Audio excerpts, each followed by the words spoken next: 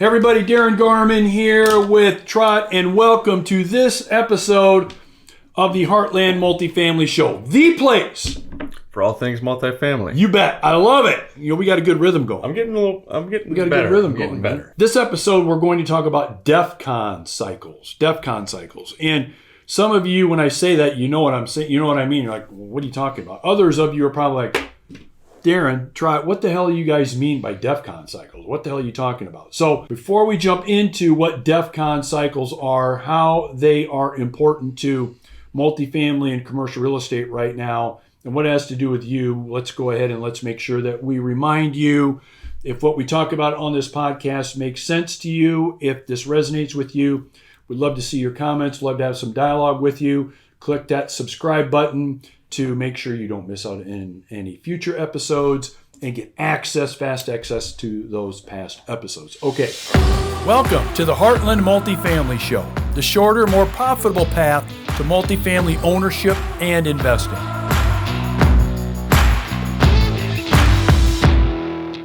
So, Defcon cycles, Trot.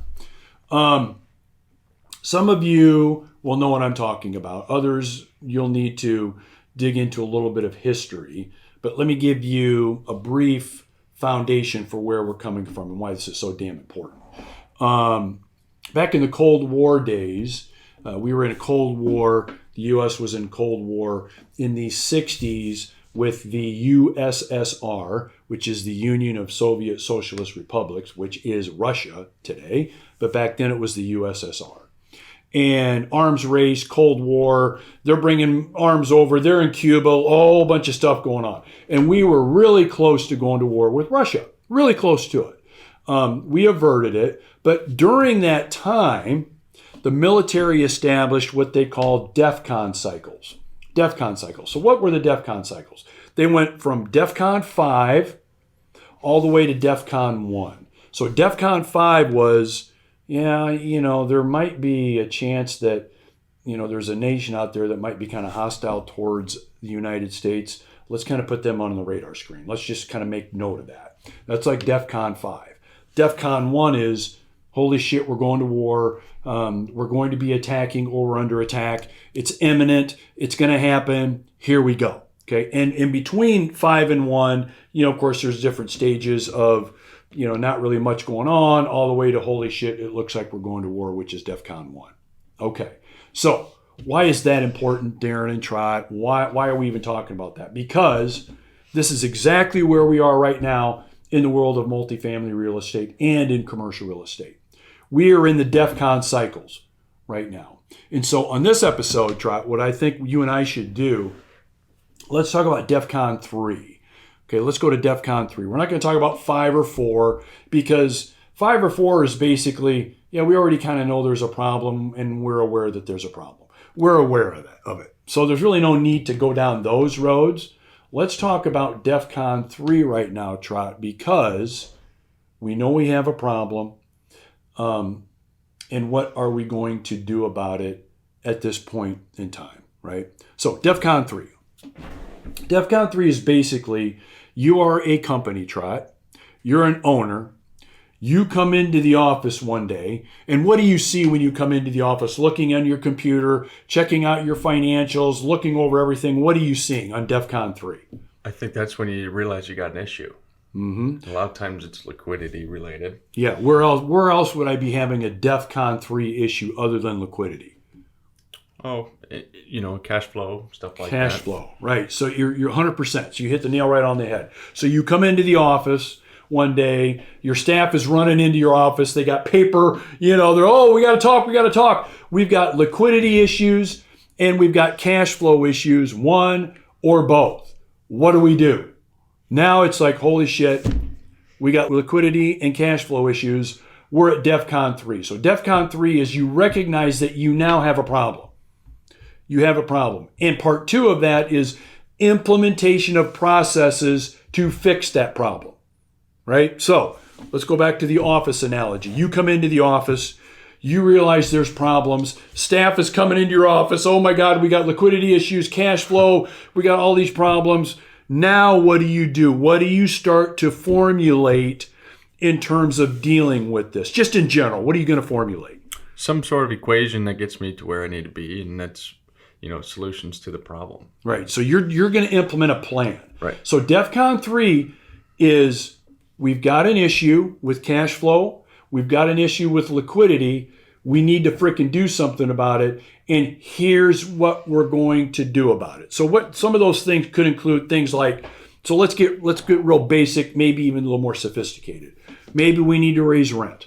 Okay, that's a pretty simple. Maybe we need to reduce our expenses. Okay, maybe we need to get rid of maybe a vendor or vendors. Maybe we need to lay off some staff. Maybe we need to have some staff work part-time instead of full-time. Maybe we need to look at what we're spending on insurance and cut back there. So you see what I mean? We're now going over line item by line item on our expenses. And we're asking ourselves this question. How do we cut back? How do we cut back? How do we increase our income? Are there ways we can do that? Hopefully there are. And at the same time, how do we cut our expenses? Now, here's the ironic part of Defcon 3, Trot. And you and I have talked about this. This is what you should be doing anyway. So this is what you should be doing anyway. Is, okay, how do we increase our income? How do we reduce our expenses? But with Defcon 3, though, now there is a fire lit under your ass to do this. The fire is lit. Your ass is burning, and now it's not when we come into our staff meeting next Friday, let's go ahead and let's talk about, increasing some expense and income items and decreasing some expense. No, now it's fire's lit under my ass. All right, we're going to take a quick break. I hope you're enjoying this episode. I'm going to be having a free webinar coming up, the link's below, on how to correctly and with low risk invest your IRA or 401k in really good multifamily properties. A majority of our investors do this. I do this personally. It's not illegal. Make sure you click the link below. We'd love to have you. I got to be at the office all night long through the weekend trying to figure out what we're going to do. You need to be here helping me with that. Call off your birthday party, whatever you got going on, man. We need to be dealing with this. It's all hands on deck. We need to be dealing with this right now. That's what Defcon 3 is. And I can safely say, you and I have noticed this. Many companies, many owners are in Defcon 3 right now. And so when you look at information that's out there publicly, like we've talked about Blackstone, for example, I mean, they're way past Defcon 3.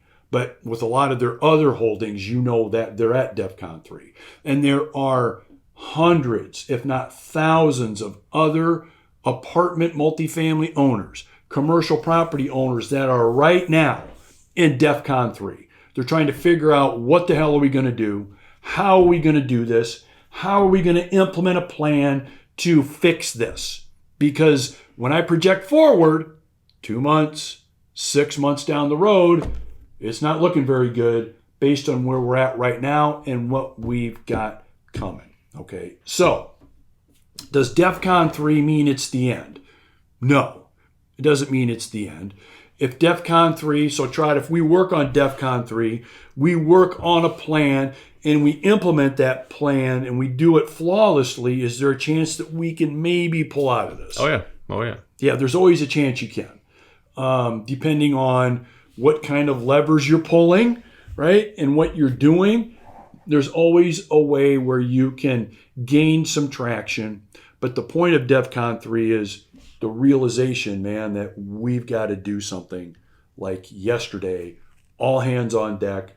How will we raise our income? How do we reduce our line by line expense items, slashing them to keep things going.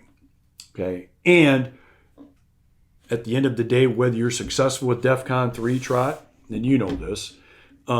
If you're successful with Defcon 3, then you move over to Defcon 4 and to Defcon 5 and things, start to work out. Probably takes some time, but it works out. But if you're not, you move into Defcon 2 and then possibly into Defcon 1. And that's a future podcast episode that we will talk about. So Trot, when it comes to Defcon 3, Give me one or two takeaways that you would have in terms of, let's say I'm a multifamily or commercial property owner. Okay. I'm watching this, I'm listening to this, I'm maybe realizing either, hey man, I guess I'm in Defcon 3 right now, and maybe I didn't realize it, but I'm in Defcon 3, or I know someone that's in Defcon 3. What kinds of things should they be thinking about doing right now?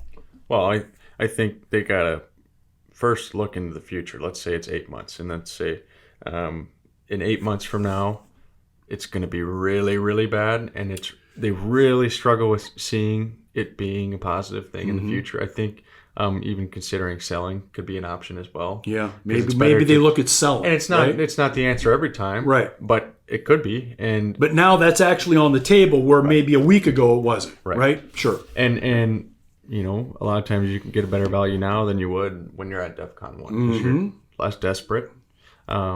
Your P&L probably looks a lot better now than it will if you get to Defcon 1. And then the other thing too is, I think, like you were saying, it's something you should have been focusing on before anyway.